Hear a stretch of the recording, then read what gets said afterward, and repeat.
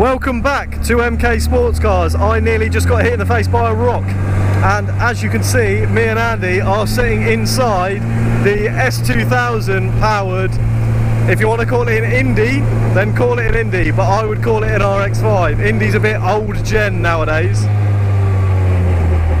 Technically this is an Indy. It's the, it was sort of the last sort of view of the round tube chassis Indy RRs, wasn't it? I have no idea how much of the audio you're actually going to be able to pick up from this little microphone.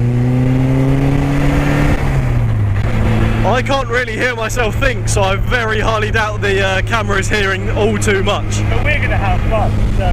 Yeah, it's going to be a bit of fun. And for those of you watching this at home, wanting to get your bum in the seat that Andy's sitting in right now, this car is up for sale at a price that I'm going to put up on the screen right here.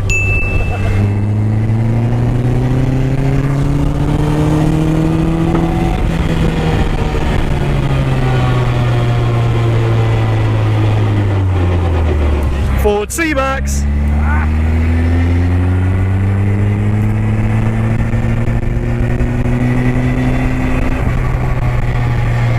What a day for it though, honestly. Normally I wouldn't complain about 29 degrees, but these seats are very warm after they've been sat in the sun for like 2 hours. Yeah, sitting on these seats is literally like sitting on a nice freshly warmed up hob after sitting in the sun for a good couple of hours.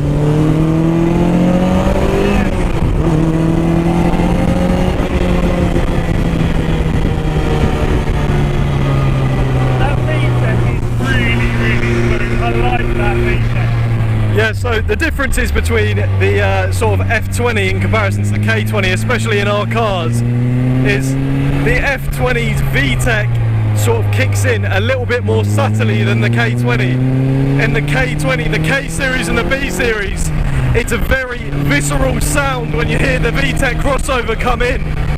But with the F series engine, it is a lot more of a smooth power curve as it goes up through the RPM, which some people definitely do prefer, considering it is still a naturally aspirated car.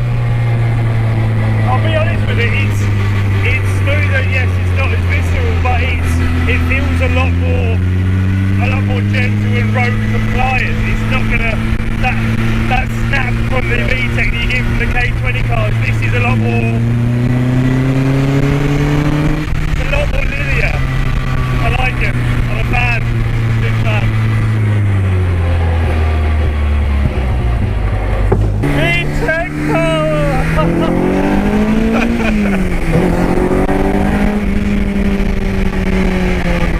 I might have to be added to a new intro right there.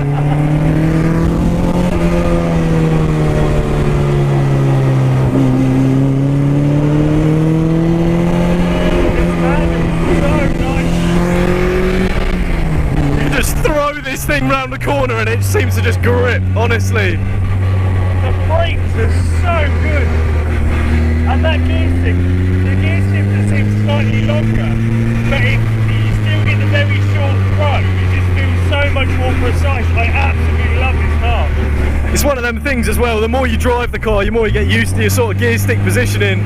I mean, when you've put a few miles on it, you get used to the angle that you have to palm it into gear. So you can definitely accelerate a little bit faster and make them gear changes just a little bit quicker in between times.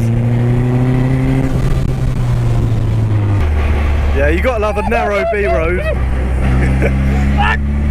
Not when someone takes up half the road though, that's I mean, to be honest, with these roads there's not really half the road that you can take up. You're already taking over half the road.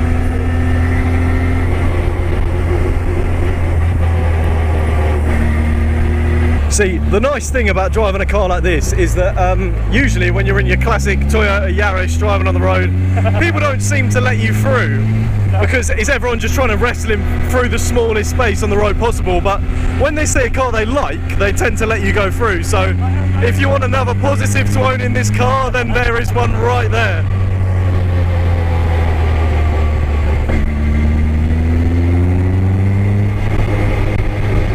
Thank you.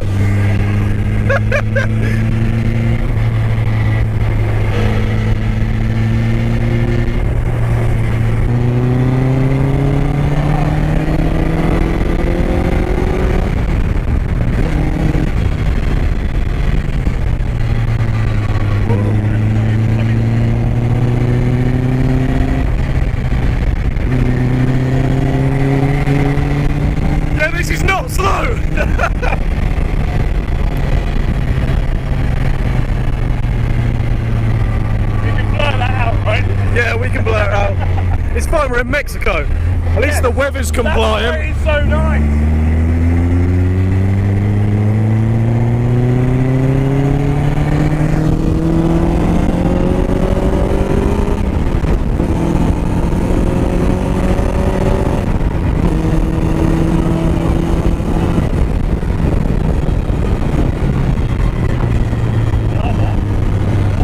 I feel like I just lost about 2 years of hairline just in that one straight.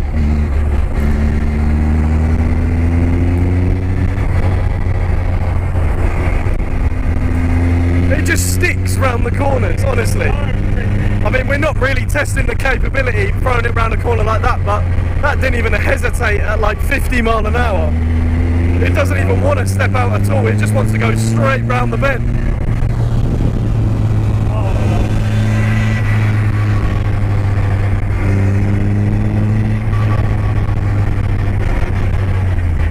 If any audio companies are watching the video, if you have any microphones that are like to remove the wind noise, then please feel free to send them over, because I mean this it's not really sufficient.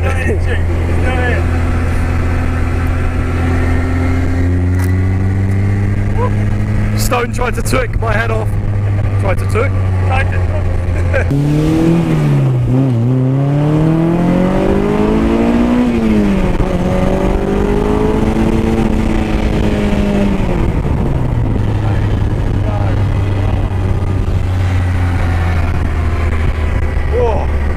I'll tell you what. So much smoother. Yeah. To put this in perspective of what this is like in comparison to the other models of car, if you think the RX-5 140 and the 250, if you have like an RX-5 140, so a naturally aspirated car on steroids, that is basically what this car is. You haven't got the kick up the arse that a turbo brings, but you've still got enough of the kick up the arse with the smooth sort of power band as it just keeps accelerating on and on. 9,000 RPM. I'll say that again, just in case you didn't hear that. 9,000 RPM is what this engine revs up to. But it's all usable. It's all usable. This is Honda's way of saying a sweet you to every other car manufacturer. We can make an engine that's naturally aspirated, that revs up that high, and you can't do anything about it. And it's still reliable. The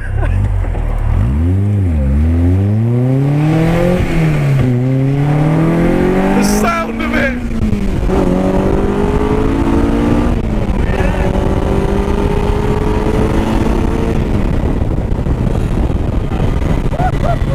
Nearly lost the hat. I'm currently borrowing my dad's sunglasses, so if they go walkies, then I don't know what I'm going to tell him, but he might be watching this video right now, so I apologise in advance.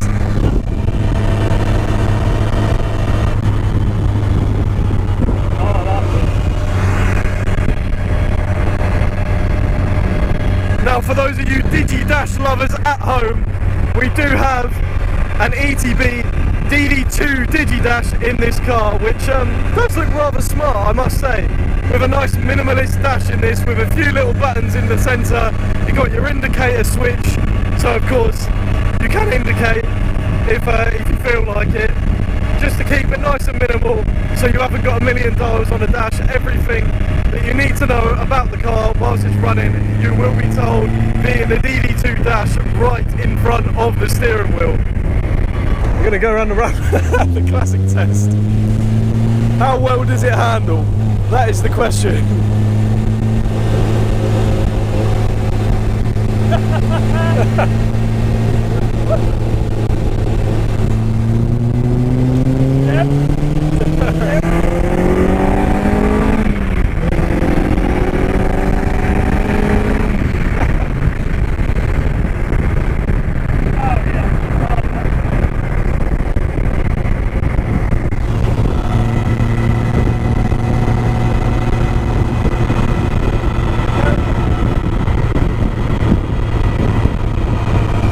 And because of the nature of the fact that you are still using a car engine with a 6-speed box, sitting on the motorway at 60, 70 mile an hour, you're not going to be burning for a million years worth of fuel either.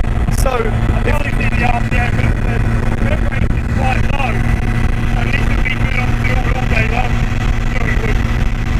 I'm going to have a guess and you'd say that you heard absolutely none of what was just said. However, the RPM is probably sitting at a relatively respectable number, sitting at 70 mile an hour. So this is the perfect car for you to drive over to something like Wales, for you to take around some nice twisty, scenic roads with your friends that also might have some nice cars. I'm going to guess that Andy definitely cannot hear what I'm saying right now, so I have the power to say absolutely anything that I want to. And he has no idea. VTEC power. Got a nice little nod from the guy in the Golf GTI there, seems to like the car.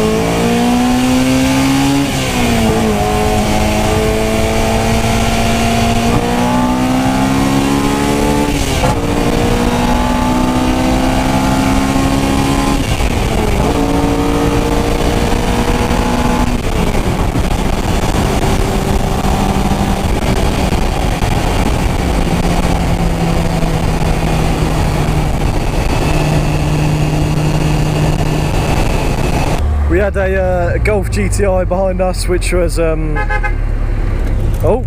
little beep of the horn. Tried to give his car a little run for its money. It's probably going to be on Facebook Marketplace later on today, unfortunately for him. Seemed a nice chap, but yeah, unfortunately for a car like this, stands absolutely no chance, and for some reason my voice is going, probably for trying to shout over the noise of the car and all of the wind noise as well. Why did I just say thank you? It's literally a roundabout.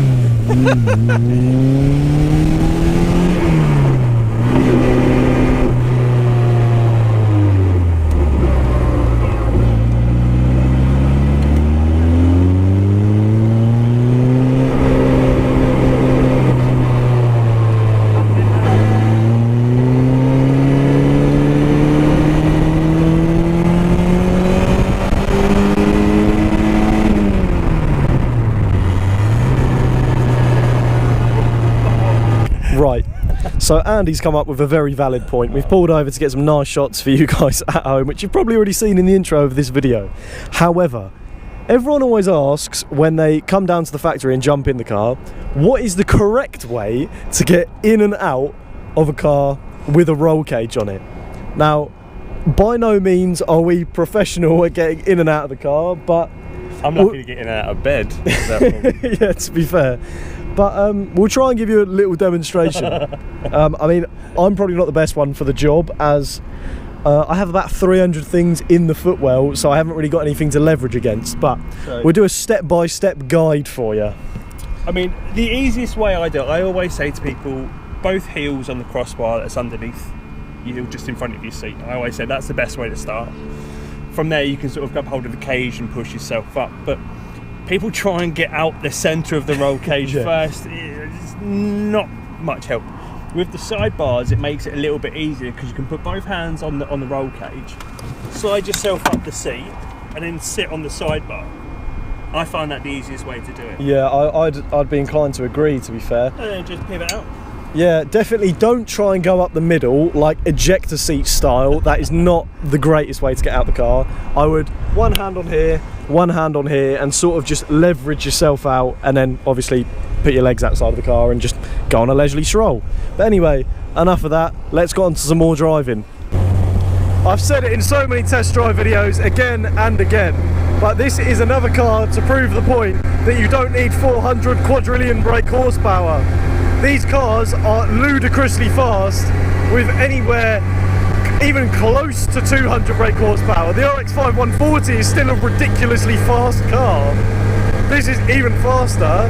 The 250 is even faster, but that even faster is only really unlocked to its full potential when you spank it round a track. Yeah. We can't even test the limits of this car on the road. There is absolutely no way.